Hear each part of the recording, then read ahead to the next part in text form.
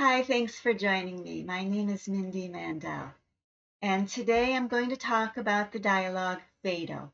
Phaedo is probably one of Plato's most famous, most popular dialogues. It takes place on the last day of Socrates' life. So this dialogue is often grouped together with the Apology and with Credo. Apology is the trial of Socrates, where Socrates is found guilty of corrupting the youth and of not believing in the same gods as those of Athens. And then Credo takes place while Socrates is in jail. Credo is a dear old friend of Socrates, a childhood friend, and he's trying to convince Socrates to escape. He's planned the whole thing out for him. But Socrates refuses to do so, and he explains why. And then that brings us to today's dialogue, where Socrates is going to drink poison. It's probably hemlock. And this is his final conversation then with some of his friends. Now, there was a long gap of time between the trial and this day. And apparently, this was unusual. They didn't have people sitting on death row for many years like we do in the States. However, there was a custom that once a year a ship would sail from Athens to Delos and back, and no executions were carried out in that time period. And it just so happened that because of the timing of that event, Socrates spent an unusually long time in jail. In this dialogue, Phaedo is our narrator, and he's explaining the story to a friend named Echecrates who wanted to know more about Socrates' death. Phaedo was there in the room, and he's explaining here in this first quote about this event with the ship. He says, "The day before the trial, as it happened, the prow of the ship that the Athenians sent to Delos had been crowned with garlands." What ship is that? It is the ship in which, the Athenians say, Theseus once sailed to Crete, taking with him the 2 lots of 7 victims. He saved them and was himself saved. The Athenians vowed then to Apollo, so the story goes, that if they were saved, they would send a mission to Delos every year. Okay, so we have to look then at the myth of Theseus. Before I do, I just want to quickly point out that all of our translations from the dialogue Phaedo come from the Canadian translator Georges Roux. Okay, as for Theseus, as the story goes, there was a bit of a battle going on over who would become the king of Crete. And Minos was fighting with his brother, whose name I don't recall, but Minos asked Poseidon to send him a white bull as a sign that Poseidon was on his side. And Minos promised to sacrifice the bull to Poseidon as a thank you. Well, Poseidon did choose to be on Minos' side, and he sent him a beautiful white bull, a majestic animal. It was so beautiful, in fact, that the greedy Minos decided he didn't want to kill this beautiful, valuable animal. So instead, he sacrificed a more mundane white bull. Poseidon didn't like that. So as a punishment, he inflicted Minos' wife with insanity and caused her to fall in love with the bull. Now I will leave it for you to fill in the blanks of what happened next, but some months later, she gave birth to a baby that was half human but had a bull's head. Minos looked at the child and he knew right away, that kid's not mine. So long story short, he had this elaborate labyrinth built and had this creature, which was called the Minotaur, put in the labyrinth. And then I'm going to give you some quotes from a book on Greek myths by Robert Graves. Minos gave orders that the Athenians should send 7 youths and 7 maidens every 9th year. Some versions say 7 years, so 7 or 9, to the Cretan labyrinth, where the Minotaur waited to devour them. So the idea was that it would keep the Minotaur happy, he wouldn't escape and attack people and eat more people. So to save the rest of the people, these 14 were sacrificed every 7 or 9 years. So it's about the third time that sacrifices were being sent when along comes Theseus, our hero. He feels bad for these young people and for their families. So he offers to go along with them on the boat and to sneak into the labyrinth and kill the Minotaur. Now, next step of the story is that Minos' own daughter, Ariadne, fell in love with Theseus. It was love at first sight. And then she makes a rather sketchy, I think, sketchy deal with him that she will help him kill the Minotaur and save these kids, but only if he promises to marry her and take her back to Athens. Well, he gladly accepted the offer. He swore to marry her. As it turned out, he did not marry her, but that's a story for another day. I'm going to give you one more piece of this version of this part of the story, and this brings in Daedalus. Now, Daedalus was the architect who built the labyrinth, and before he left Crete, he had given Ariadne a magic ball of thread and instructed her how to enter and leave the labyrinth. She must open the entrance door and tie the loose end of the thread to the lintel. The ball would then roll along, diminishing as it went, and making with devious turns and twists for the innermost recess where the Minotaur was lodged. So this ball Ariadne gave to Theseus, and she instructed him to follow it until he reached the sleeping monster, whom he must seize by the hair and sacrifice to Poseidon. He could then find his way back by rolling up the thread into a ball again. So Theseus did this, and we assume, excuse me, there it goes. So we assume that he really did kill the Minotaur because obviously the monster never came out and killed anyone. After that, they never sent any more sacrifices. So we assume it's dead, but no one went down with him, so no one knows for sure. We certainly don't know how he killed the Minotaur. Some versions of the story have him killing the Minotaur with his bare hands. In other versions, he uses a club or perhaps a sword, perhaps given to him by Ariadne. So we don't know exactly what happened, but he went down there and he killed the Minotaur. And then we see parallels between this story and the story of Socrates, because of course, mythology is giving us symbols. And so going down into the labyrinth, killing the Minotaur, all of this is symbolical of spiritual experience. And it's significant then that we don't know exactly what happened down there because only Theseus knows. In the same way, only Socrates really knows what goes on in his life, and there are things only we know that we can not quite share with others. We're going to see parallels between this myth and this dialogue today. Just as there are 14 people saved by Theseus, there are 14 people who are named as present with Socrates. There are actually more than 14 there, but there are 14 named. Let me just quickly run through them with you. There's Apollodorus, who you may remember as the narrator of the Dialogue Symposium. Critobulus we never met directly, but we know his father, and there have been mentions of him by his father, Crito, who is Socrates' childhood friend. He's in a few other dialogues as well. Hermogenes we recently met in the Cratylus. There's Epigenes, and a few we haven't met before. Aeschines, some of these are very difficult to pronounce, aren't they? Esthenes. Ctesippus we have seen in a few dialogues. He was one of the youths in the dialogue Lysis. We also saw him in Euthydemus. He had a speaking part. Menexenus has a dialogue named after him, which I haven't covered yet. He was also one of the youths in the Lysis. There's Simmias and Cebes. Now these two are the main interlocutors with Socrates in this dialogue, in the Phaedo.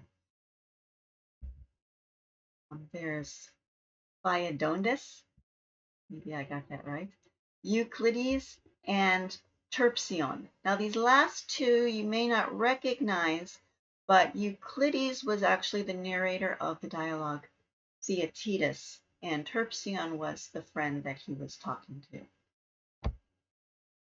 Okay, now one question we have to ask ourselves is, why is the dialogue called Phaedo?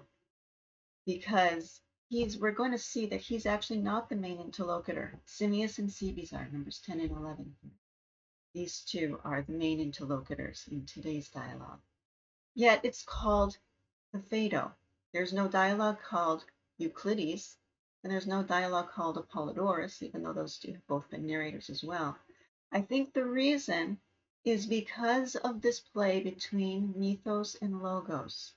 The mythos gives us some symbolism, and in some cases it even confuses us, gives us false beliefs if it's a depending on the particular story, you know, or understanding of the story. We may have some misunderstanding, and then we need the logos to unfold it, to explain it, and perhaps to correct our errors.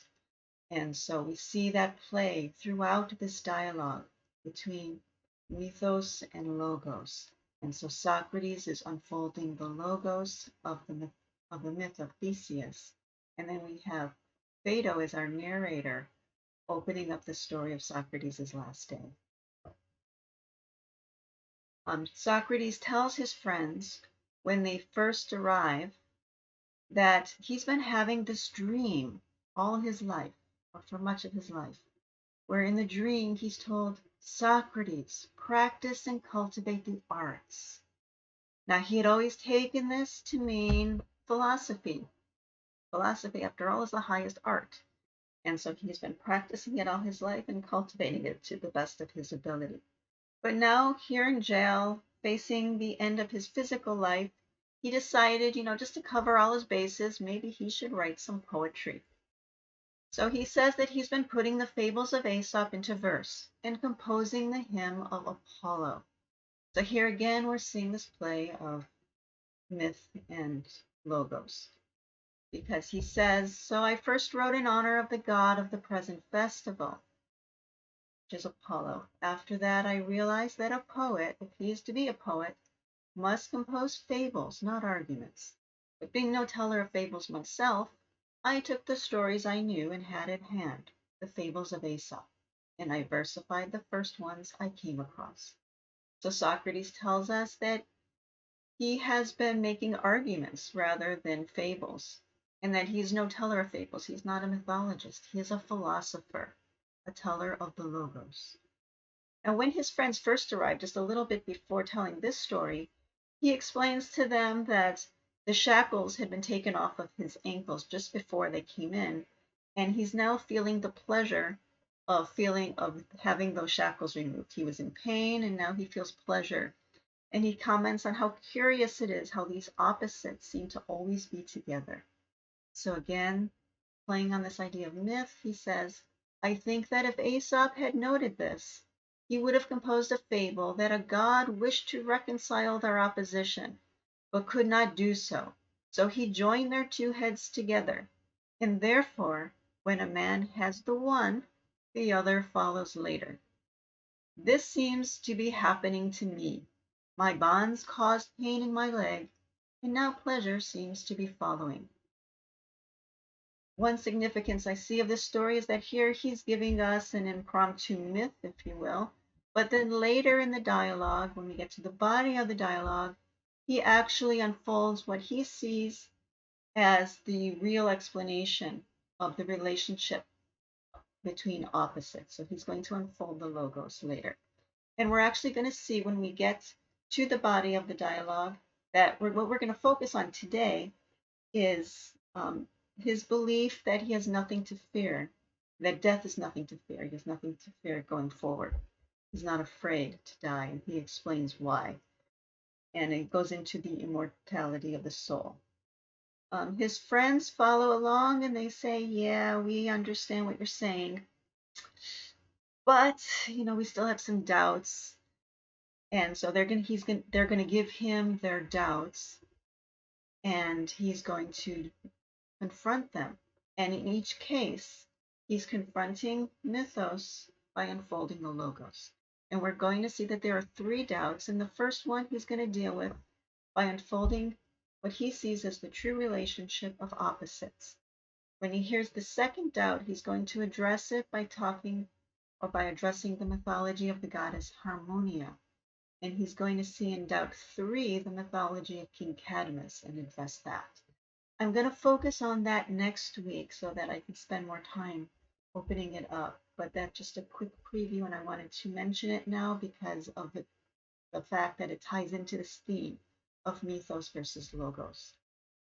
Okay, that said, let's get into the main part of today's talk, his belief that he has nothing to fear about death. He says, I want to make my argument before you, my judges, his friends, as to why I think that a man who has truly spent his life in philosophy is probably right to be of good cheer in the face of death, and to be very hopeful that after death he will attain the greatest blessings yonder. Okay, now some critics of Socrates and Plato often will point to this dialogue as evidence that these men hated being human and they did not value the human experience. They had the wrong attitude about human life. Now, I will readily concede that if you're looking only at this dialogue and you take certain quotes out of context, it absolutely does seem that way.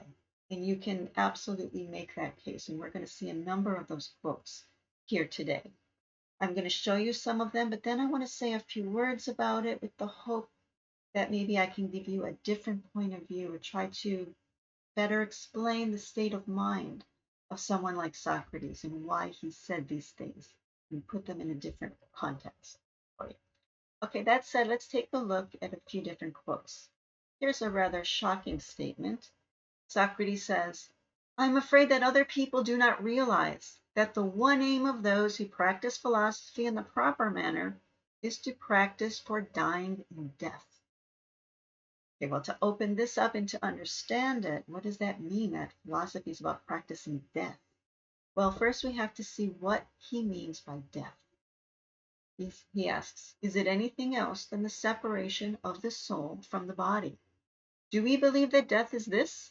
Namely, that the body comes to be separated by itself apart from the soul, and the soul comes to be separated by itself apart from the body?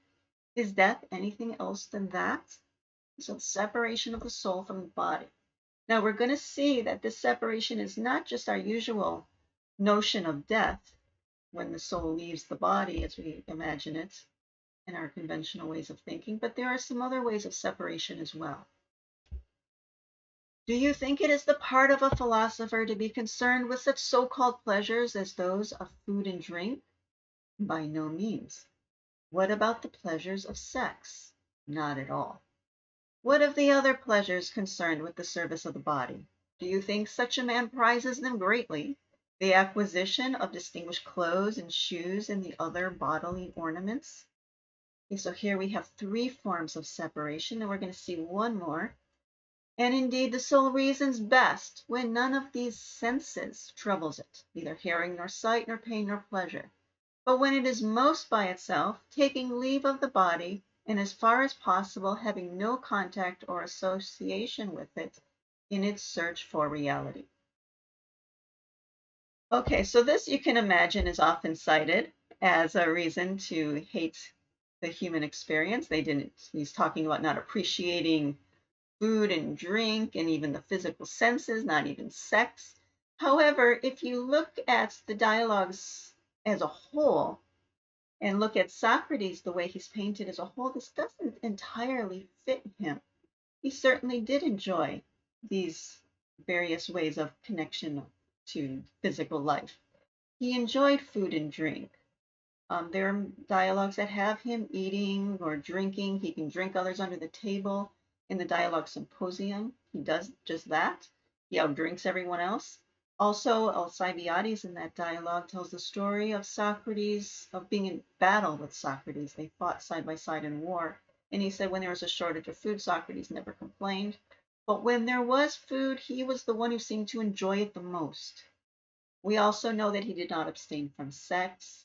In this dialogue, actually, in this very dialogue with Phaedo, his wife brings their children to say goodbye, and He has a son who is young enough to sit on his mother's knee, and yet Socrates is 70 years old. So he must have fathered that kid when he was in his mid to late 60s. So he did not abstain from sex. Bodily ornaments, okay, yeah, he wasn't considered, we don't really think of him as a fashion conscious man, but the physical senses, he enjoyed seeing festivals, um, he enjoyed conversations, of course. And in the dialogue Phaedrus, we have him sitting beneath a tree, enjoying the breeze and the sunshine and listening to the crickets.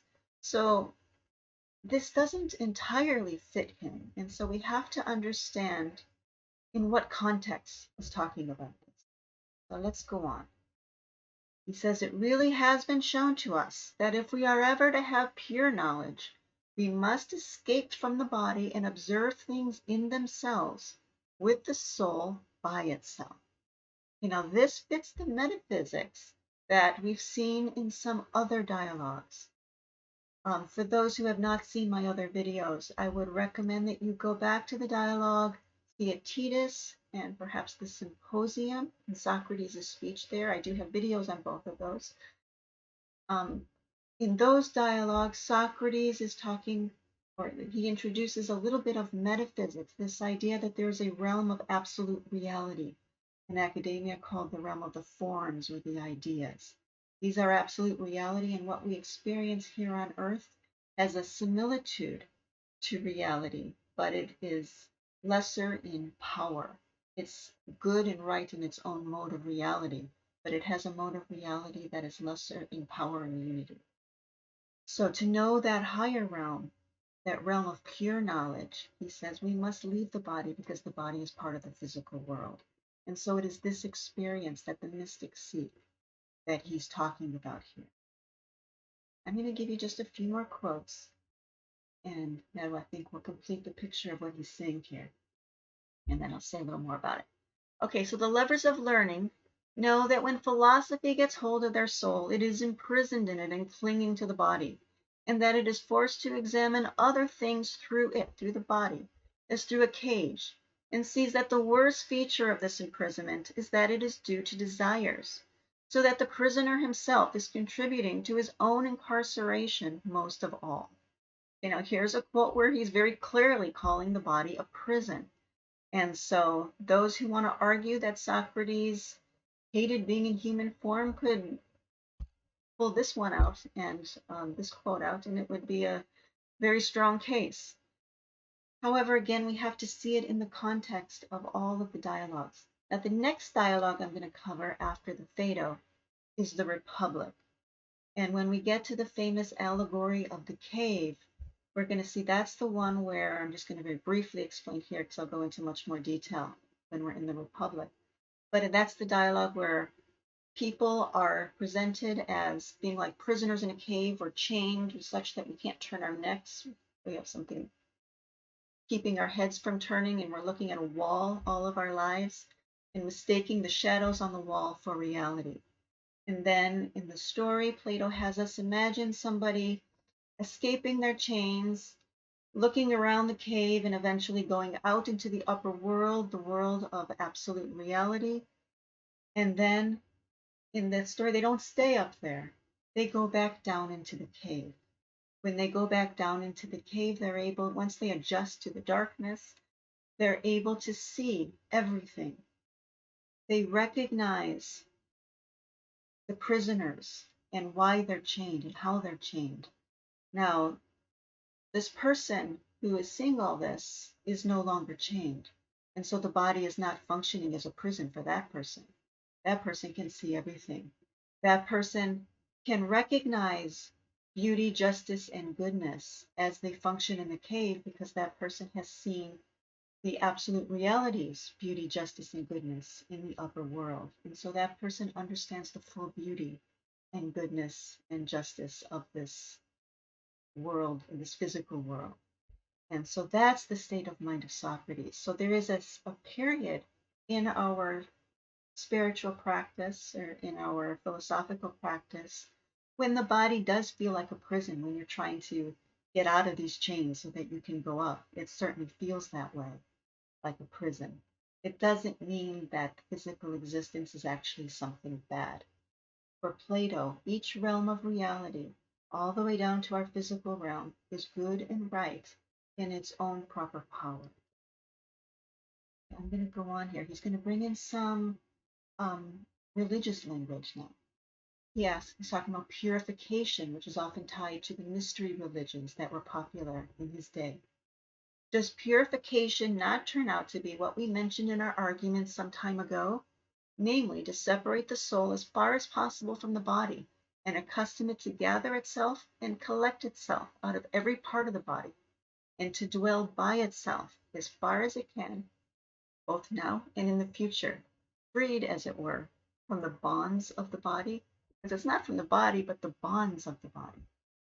And those are the things like the pleasures and pains and their false beliefs. That's what chains us to the body. Simmias says certainly. And that freedom and separation of the soul from the body is called death? That is altogether so. So what he's been talking about is death is what many people in religious traditions or the traditions of Socrates' day would call purification. And then Socrates is going to tie himself into the mystery traditions and say a little bit about those mystery traditions. He says, it is likely that those who established the mystic rites for us were not inferior persons, but were speaking in riddles long ago, when they said that whoever arrives in the underworld uninitiated and unsanctified will wallow in the mire, whereas he who arrives there purified and initiated will dwell with the gods. So now we know that being purified means that separation. He goes on to say that there are indeed, as those concerned with the mystery say, many who carry the Theseus, but the Bacchants are few. I need to go back into mythology here to explain this sentence. In the myth of Bacchus, also known as Dionysius, Bacchus was the son of Zeus and a mortal woman named Semele. And Hera was very jealous because, of course, Zeus had cheated on her yet again. And so she wanted to have the Titans kill baby Bacchus.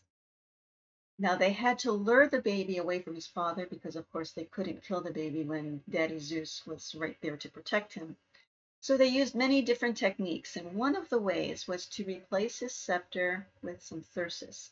And so this idea of carrying the thyrsus is a reference to this idea of being something fake or not quite what you present yourself as.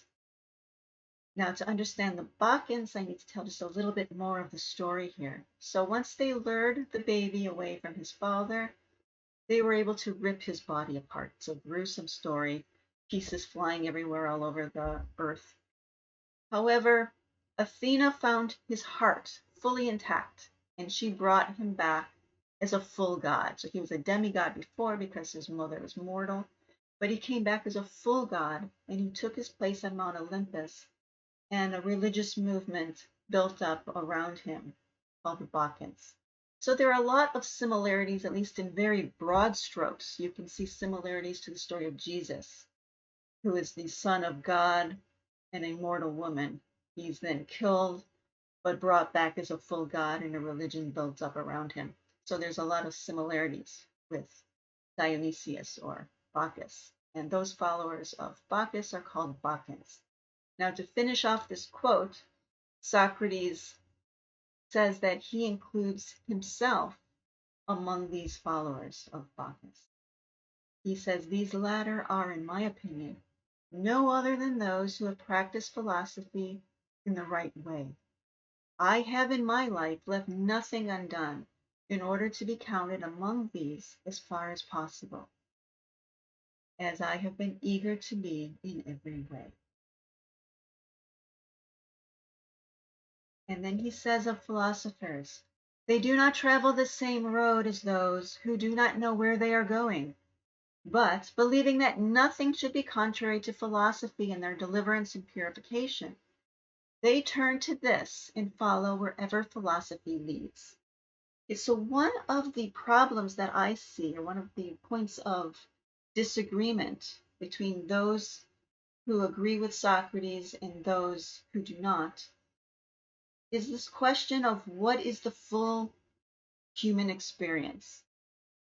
Many people, or the conventional idea, is to have a breadth of experience.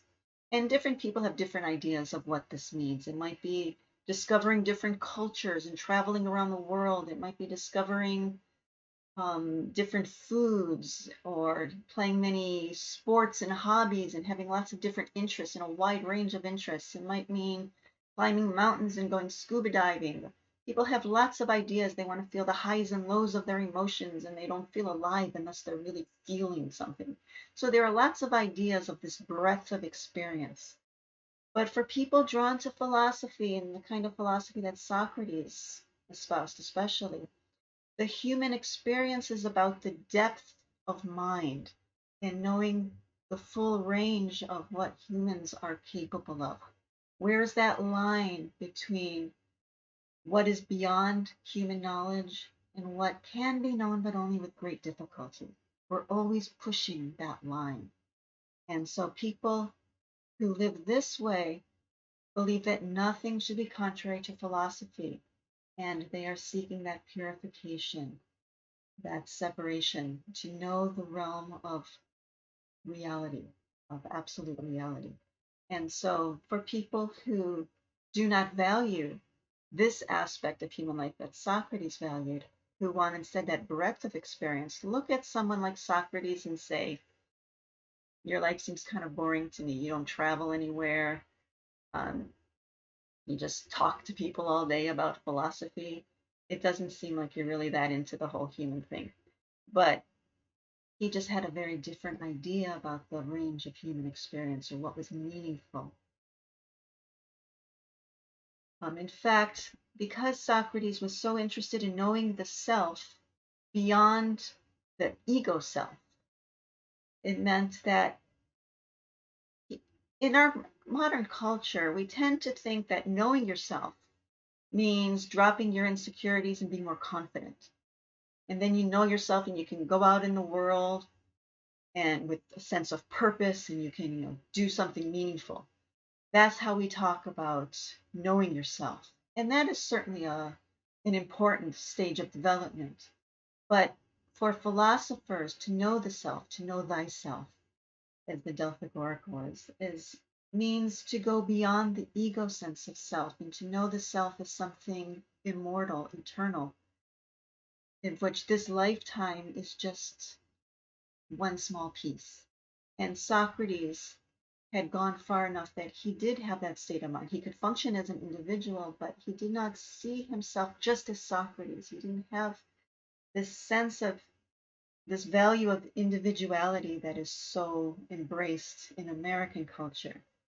He sees himself as a possession of the gods, or I think in the Apology, he called himself a servant of the gods. And he says to Thebes, it seems to me well expressed that the gods are our guardians and that men are one of their possessions. He uses this line of thinking to explain why we should never commit suicide. So even though we want to have the separation, it doesn't mean that we're like in a hurry to be dead. And we certainly should not kill ourselves. He says, perhaps then putting this way, it is not unreasonable that one should not kill oneself before God has indicated some necessity to do so, like that is necessity now put upon us. Us here seems to mean him, because he's the one who's going to drink poison today. After telling all of the story, he's going to give a myth. Now, at this point, we're towards the end of the dialogue. This is 107D.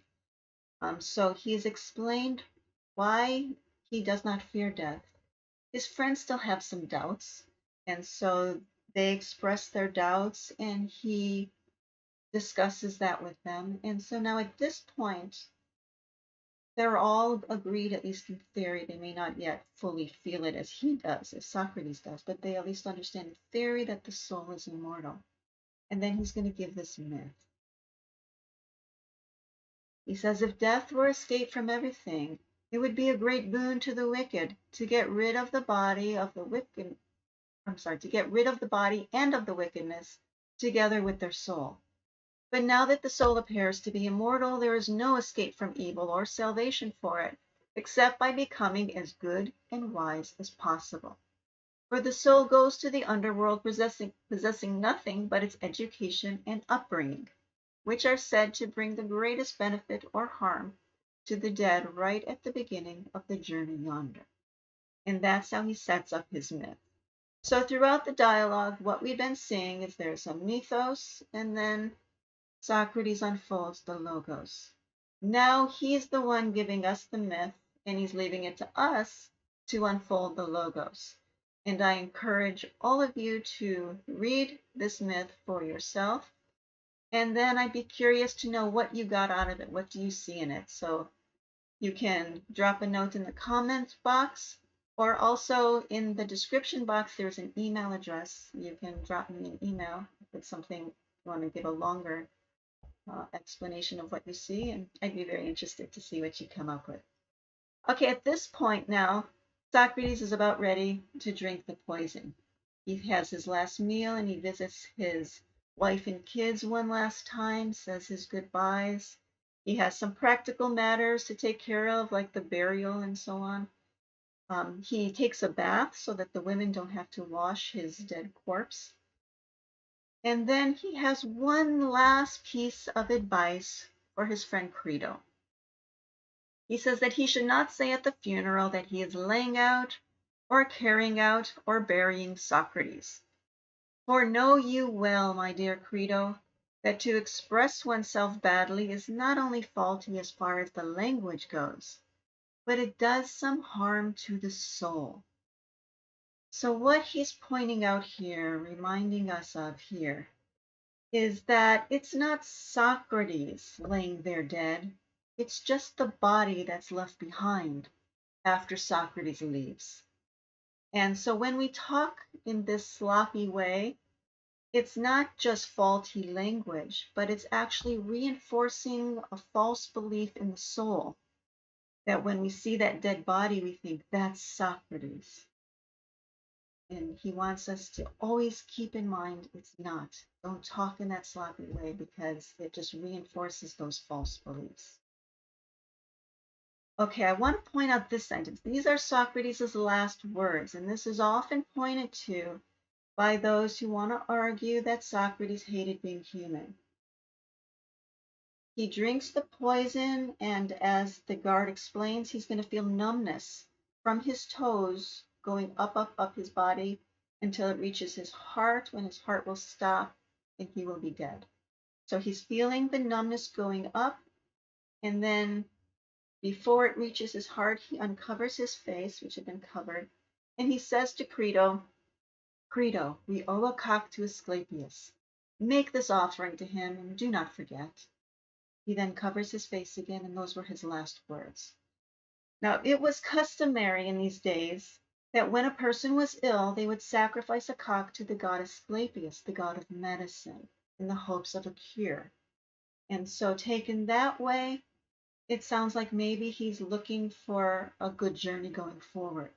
However, because of the word owe, we owe a cock. It sounds like a payment for something already received. And so, generally, this sentence is interpreted to mean that he saw human life as an illness that he's now being cured of. As I hope that you see by now, it's not quite that strong because like in the cave allegory, after somebody has gone up to the upper world, which is like that out of body experience, that purification experience, when they go back down, they're now free of their bonds and they can enjoy everything that they see. They understand beauty, goodness, and justice as it functions in the lower realms. But because they know the higher realms, it means they know beauty, justice, and goodness in even stronger sense. And so the body is like a buffer in a sense that blocks us from knowing the full power, if you will, of beauty and justice and goodness. And so Socrates is not saying that it's a bad thing to be human, but it's not a bad thing to die either.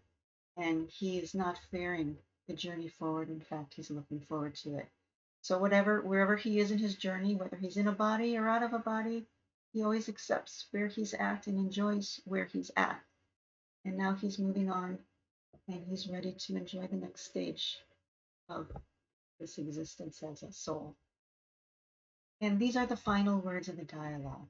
He says, "Such was the end of our comrade Epicrates, a man who, we would say, was of all these we've known, the best and also the wisest and the most upright." So a nice eulogy to Socrates, and that is the end of Socrates. However, we are going to resurrect him next week because I'm going to go back into this dialogue and take a closer look at those doubts. I'll tell you what the doubts are and how Socrates dealt with them. And so if you, as always, if you have any questions or comments, if anything is still not quite clear, if you still feel like, Socrates did seem to hate being human, you have any objections, feel free to put them in the comments section or drop me an email. Any questions at all about the dialogue, anything else you're doing. Also, I hope that you will think about subscribing and liking and sharing with your friends, and I hope that you'll join me next week when I go back into this dialogue. So thank you so much.